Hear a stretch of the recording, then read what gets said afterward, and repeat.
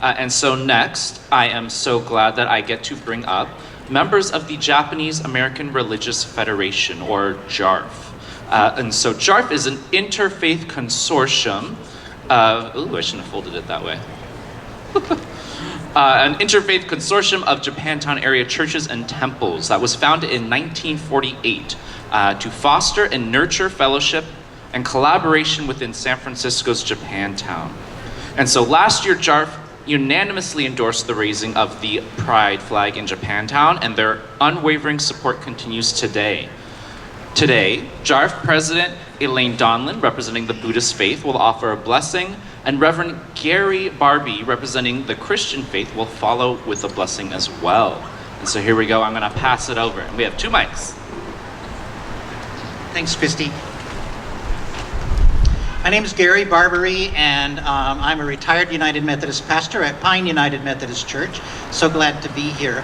And I'm really glad that Supervisor Preston mentioned Bayard Rustin's office was at 1830 Sutter Street during World War II, and he organized some of the American Friends Service Committee activities, also was part of the union movement here and St. Francis Housing and all of that stuff. So take a look at that history. It's really part of the history of Japantown here. And I also am glad that you mentioned curry, because JARF is the organization that does the annual curry cook-off every Saturday before October. And we're trying to get the 2 curries to have a cook-off between Seth and his brother. What's the other brother's name? But JARF is the Japanese American Religious Federation. We're 12 congregations of historically Japanese American churches started by the first immigrant communities here. Pine Church was founded in 1885, for instance, and so we've been here from the very beginning. I'm wondering today, though, if should we really do a blessing? Do you need a religious ceremony as part of the flag raising? And last year it was really important because the committee was having a hard time getting the Board of Supervisors to give the permits. And so JARF was asked early on to lend our support, and we feel like it really did make a difference. So it was important last year for us to do that. But is it important this year to have a religious blessing for the raising of the flag?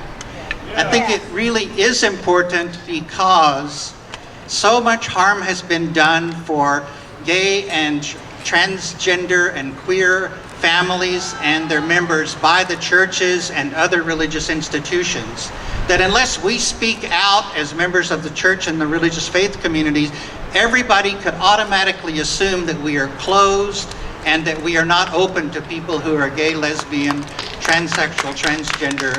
And so it's really important that we speak out. Pine Methodist Church in July of 1994, we passed a resolution putting us at odds with our denomination. In July 1994, Pine Church became a reconciling congregation and officially denounced the United Methodist Church stand on excluding queer and transgender clergy and prohibiting same-gender marriages or holy covenants in our facilities. We went on record publicly condemning that. And some of you may know that the United Methodist Church is in the process of splitting over the issue of whether or not we should be open to queer and transgender persons and their families, especially the ordination and assignment of clergy and the performing of same-gender ceremonies of celebration. And in May of this year, 2,804 United Methodist churches disaffiliated with the denomination over the issue of exclusion of queer and transgender persons from leadership in the denomination. 2,804 churches have already left our denomination because they did not want the denomination to be open to queer and transgender persons. I'm very happy that Pine Church is one of those. When Pine Church took its action, the big question was, well, we've always been open. Why do we have to go public? Is it really going to change how we behave if we pass this resolution to go against our denomination? And I really think that, in fact, the denomination, the congregation members, we did not actually change our behavior at all. We were always open, and we are still open. That's what I thought. But when trying to think of one story of the many stories about what a difference it makes when you make a public affirmation, the one story that came up for me was that just after we passed our resolution in 1994, we did the, the church directories that everybody has. We have cookbooks and we have church photo directories. The week after we passed the resolution, the man from Olin Mills came and began to take photographs for the directory. And before that time, Jimmy and Glenn, who were active members of our church, when they appeared in the directory, there were 2 separate photos of them. But when that photo was taken after we had passed the resolution, there was 1 photo, and they appeared for the first time as a couple. I wrote Jimmy and I said, is it okay if I use your names, you and Jimmy and Glenn, in today? And he said, I was just doing the right thing. And it meant for me that I knew that there were other people in my congregation, allies of ours, that wanted us to do the right thing. And it really was a turning point in our openness within our own congregation. I'm going to close with a blessing that comes from a group of people that had been misunderstood and had always been behaving the way that they were doing the right thing, but they had been misunderstood and mischaracterized. It's in 2 Corinthians in the 6th chapter. We are treated as impostors and yet are true. We are treated as unknown and yet you know us well. We are treated as if we are suffering and dying, and behold, yet we live and rejoice. We are punished and yet we are not killed. We are still here. We are sorrowful yet rejoicing, poor yet making many rich, having nothing yet possessing everything. We have spoken freely to you, O citizens of this city. Our heart has been wide open to you. You are not restricted by us, but you are restricted by your own affections. In return, I speak to you now as little children. Widen your hearts also. Thank you.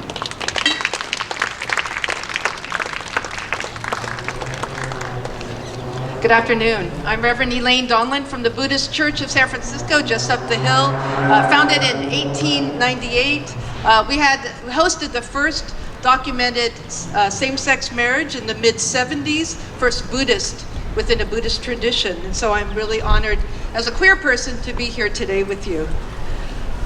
So our former bishop, Reverend Kodo Umezu, former bishop of the Buddhist Churches of America, once reflected, I can hear Shinran saying that all people are equal in the eyes of the Buddha. Discrimination comes from our defiled human minds. We live our lives relying on our unenlightened minds. But Shinran has told us how truly precious we all are in the eyes of the Buddha, and is urging us to live our lives as brothers and sisters, regardless of differences. Let us humbly turn to the caring call from the Buddha's true and real realm of equality.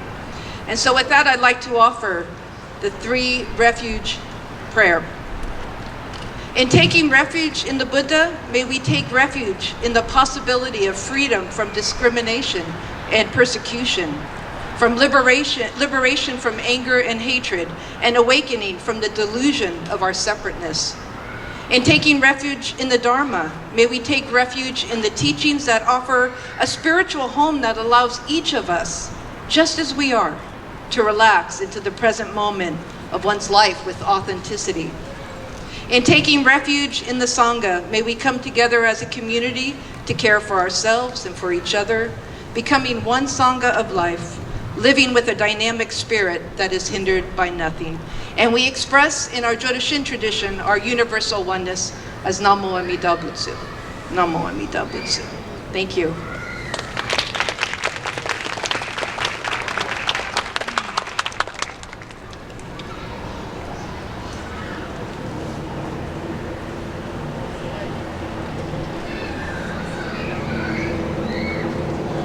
Okay, thank you, JARF. Thank you, members of JARF, for being here. Yeah, I just want to say it's very special that we have had you at these past 2 events. I remember last year, one of the things we had is we had a blessing by all of the different religious leaders at our kind of first Pride flag raising. And that's not something you really get to do very often, right? And so that was really, really special that we had all the different groups, come together and offer this blessing. And so we'd like to thank them again for being here this year.